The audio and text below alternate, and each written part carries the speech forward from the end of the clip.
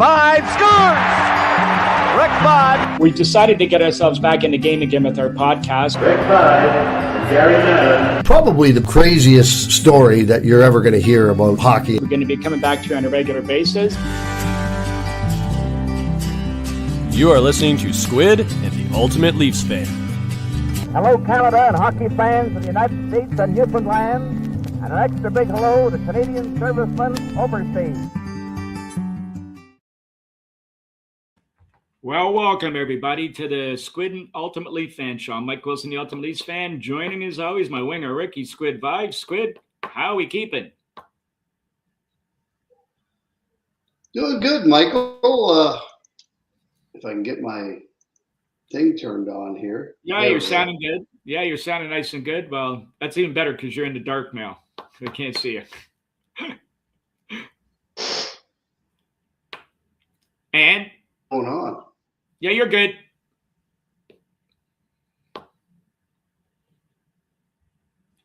You're good. Keep going. No, it keeps going off on me. No, you're good.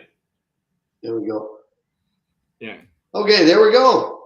Jeez, modern technology. No, things are good. Yeah. Went to PEI for a game in Tignish, which was pretty good. It was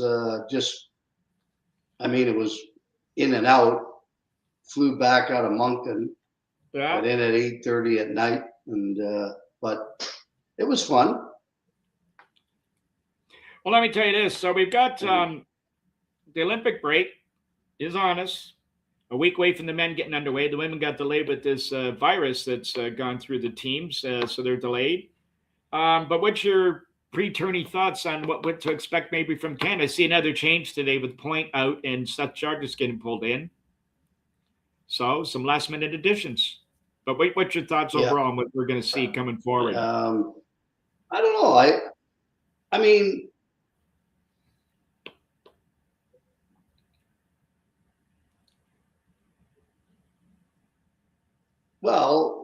what I hope to see is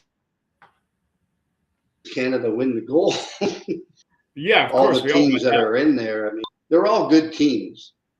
And obviously Canada's pretty good as well. So, I mean, hopefully they can finish or start off when they won the Four Nations last year and go ahead and win a gold. Wouldn't that be nice? Well, I mean, it sure would. And again, I think we've come to realize there's no easy outs when these tournaments are coming into play anymore. So there's no warm-up games, which they used to have in the past. And that's when they used to get trapped looking through these games. So knowing you better be on your best behavior and have your best game, or guess what? You could be looking out very easily and very quickly in these tournaments, as we've seen with the junior team and a couple other these teams in the last few years.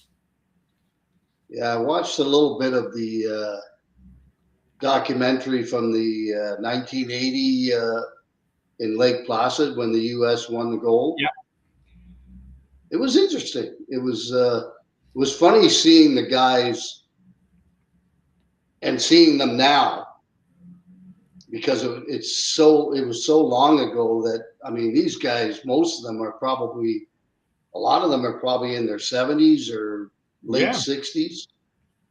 So they look much, much different than they did back then. Well, yeah, but the other thing about it is that they've been able to live off that for all these years. That Mike Ezzeroni, I mean, I think he's doesn't date go by. He's got a store in Lake Placid. He's got all these appearances. So, you know, again, that old line about walking together forever, you know, that sure holds true with those guys when you win a gold medal like that. But I guess what we really wanted to talk about is the Leafs moving into the break on a 3-game winning streak. But before we dive into that, I just want to point out that I was in Edmonton for the game, and I was part of the ALS Superfund auction that my friend Mike Weckerle and I bought when somebody reneged on it. But I'd like to take a moment to recognize the Oilers for showing us such a tremendous time. Tanya Kenny and Jeff Jackson, they couldn't have been nicer. It was just absolutely outstanding the way they treated us. You know, we went to the morning skate, got a tour of the rink. We were in the alumni box. We had fantastic seats. Went to the post-game press conference. Jeff came down and had a nice chat with us. They just first class, Canadian all the way. And even though that, I was the Leaf fan and all that kind of stuff, and Leafs won that night, but regardless, first class. So anybody ever gets an opportunity to go to that rink, and the way they honor their legacy throughout the building, which is one of the best buildings in the National Hockey League. I think it's right there along with Little Caesars and T-Mobile in Vegas. It's just worth the trip, guys, to go and see this once. But again, many, many thanks to the way everybody treated us out there, and the fans are so passionate about that hockey club. It's quite an experience. It's too bad you never got to play there. You got in the old Northlands Coliseum, but I'm sure in your day that place was rocking pretty some nights as well. Oh yeah, it was. Of course, that was when Gretzky was there and Paul Coffey, and that's when they were winning their cups, and it was always fun to go and play there. Well, let me tell you, so the other night's game, now the Leafs did win, but as I said, we were with a couple of guys, I just leaned over and I said at one point, I said, it looks like the boys are getting Olympic ready. Connor McDavid, not like him, not to have a good game in Draisaitl, but it looked like those guys were boarding the plane for Italy already, just trying to stay away from the traffic.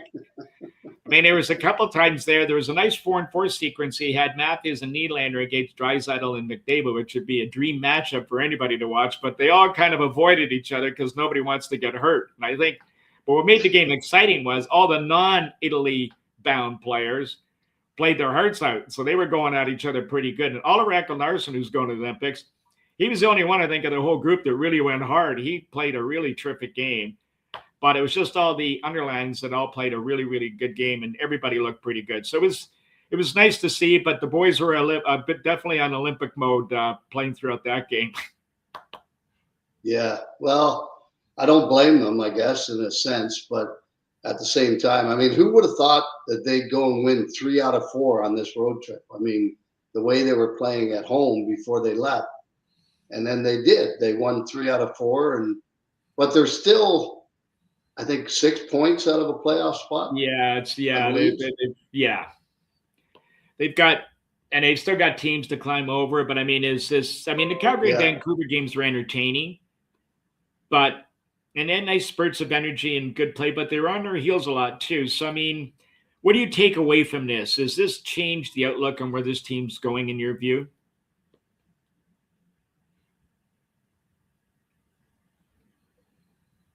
I think it does a little bit. I think, going 3 out of 4 on that road trip, where I don't think anybody expected them to go 3 out of 4. They lost to Seattle the first game, and Vancouver, they win in overtime, shootout. And then they go in and beat Calgary and Edmonton, which who would have thought that would have happened? I don't think too many people would have.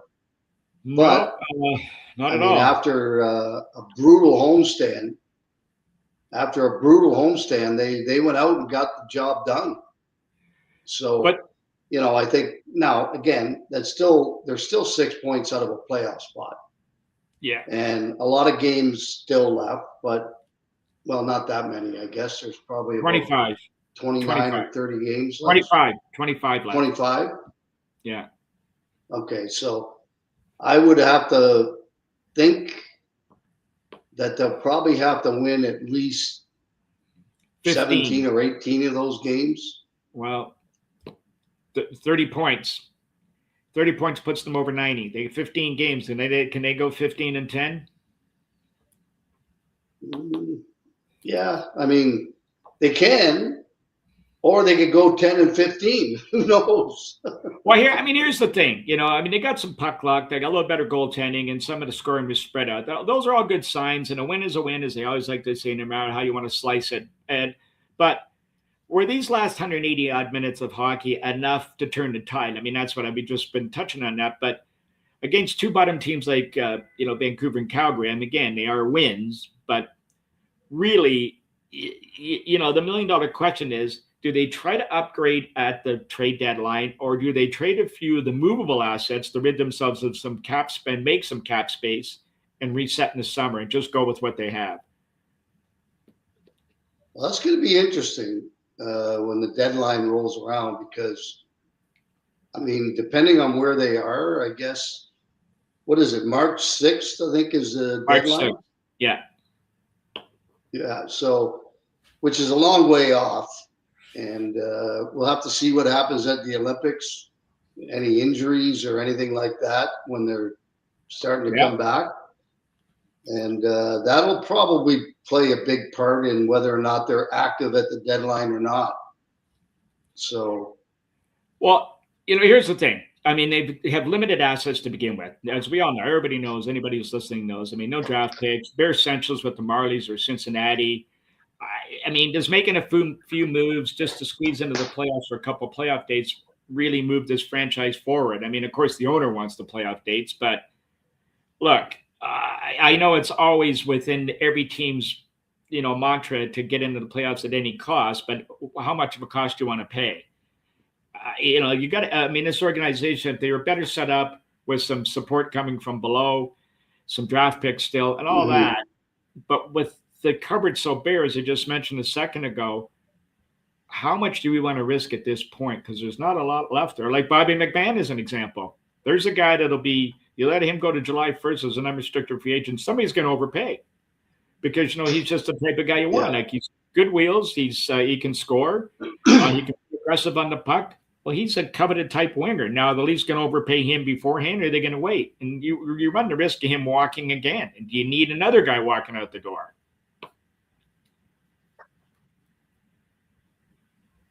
Yeah. Well, I mean, I think they just got to be careful, and who knows? I mean,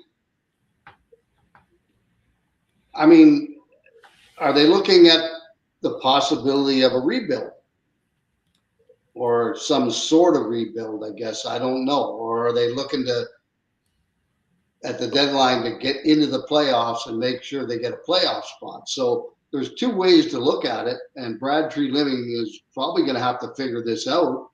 That do we make a move to try and get into the playoffs and see what happens, or is this a lost season and we just go ahead and start selling off and, like you said, create some cap space and then go from there in the summertime?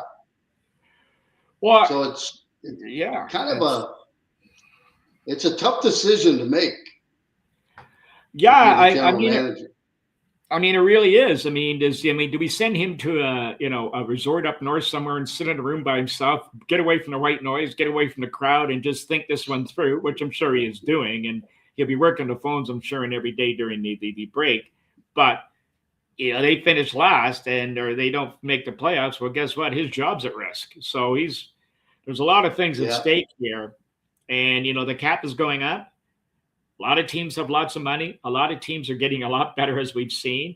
And they're a couple players away from just pushing up to the next level themselves. So guys like Bobby McMahon are going to be coveted and looked after, as we've already mentioned. So, do you move names like Marcelli, Domi, if he agrees to go to one of the teams, OEL, Yenrock, I mean, even Riley, if he waives his no trade, are these the type of moves that they're going to do? Or do you just sit back and think, maybe we can get a momentum here and get in the playoffs? We can never know what happens. And just to your point. So it's just all sort of spitballing here and guessing, but you do have to keep running business. So you got to think about the future somewhat.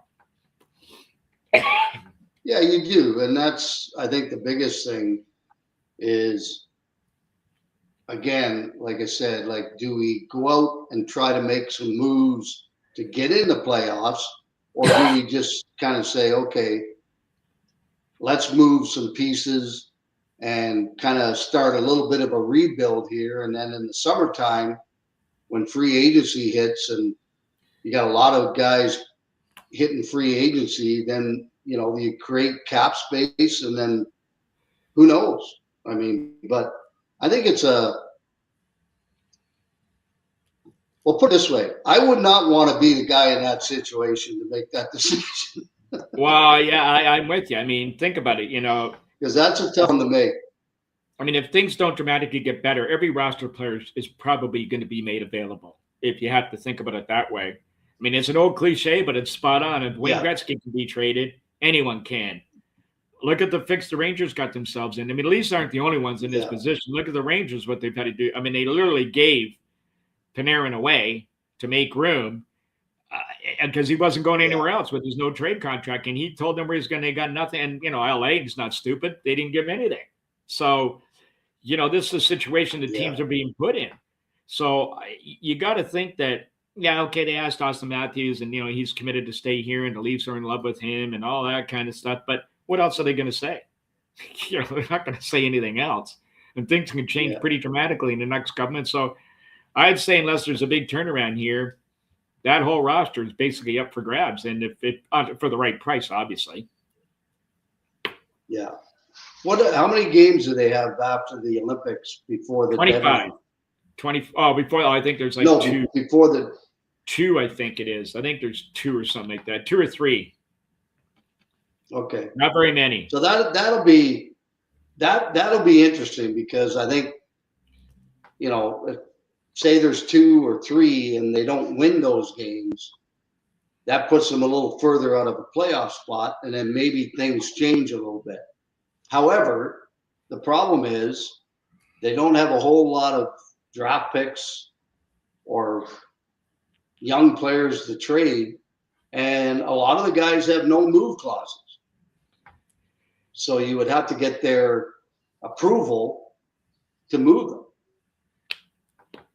Well, so here's the thing, though. The thing you have to be aware of and very cognizant of is that fact that the next big, not trimming of the fat at the minor league level, and some of these guys that are on small contracts. The next big move the Leafs make is a franchise mover. It's sets the tone for the next several years. So it's a franchise changer. So these are the type of decisions that are going to be have to made in the next few months, whether they make their playoffs or not. Because let's face it, in the way the team is structured and built right now, they don't look like they're going very far unless some things really dramatically change. So let's face facts and look at it the realistic way. So again, you got to sit back and ask yourself, at the start of last season, did you think we'd be sitting in this position 18 months later? Like looking at what we've got now, where it's basically maybe cleaning house at some point if things go the wrong way here. Yeah. Well, I never thought it was going to get to this. But I mean, as a general manager, he's got to be aware of what's going on, obviously, and decide whether or not we're going to try something to get into the playoffs, or we're just going to stay pat and then wait till the summer and see what we can do. And I think that might be the best thing to do, is just kind of wait, and either that or you kind of start a little bit of a rebuild. But that's very difficult to do when all your top players have no movement clauses. And you have no draft picks. Very, very difficult. And you have no draft picks. So, so you're not going to be able to bring in the players that you need to get into the playoffs without trading one of your top players or draft picks. And they don't have any. So they're kind of in a predicament where it's going to be kind of, okay, we're just going to stay pat, hopefully get into the playoffs and see where it goes from there. Well, Squid, as bleak as things may seem at times, there's always hope. And during my days on Bay Street, when the markets looked the worst, the only approach to take was, as long as the market opens the next day, you have a chance. Well, in this case, as long as there are games to be played, and in this case, it's the Maple Leafs, they always have a chance. So with that in mind, we'll reach deep into the annals of quotes from one of the greatest, Muhammad Ali, to pull the boys out of this funk.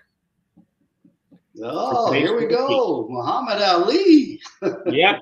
And we know the boys are watching. We know they're, just having dinner and having a little peek and relaxing on their vacation. But here we go. If my mind can conceive it and my heart can believe it, then I can achieve it. And I think that just sums it up perfectly. Yep. And that's dig pretty deep for that one, I think, Mike? You got that right. We sure did. Well, we got to pull out all the stops here for the lads to get them back on the right track here. So that's all we're going to have for you guys today. Be sure to check out our library, Squid and the Ultimate Leaf Fan podcast, available on most of your podcast networks or your sites. On our YouTube page, it's under Squid and the Ultimate Leaf Fan. We want to thank everybody for listening.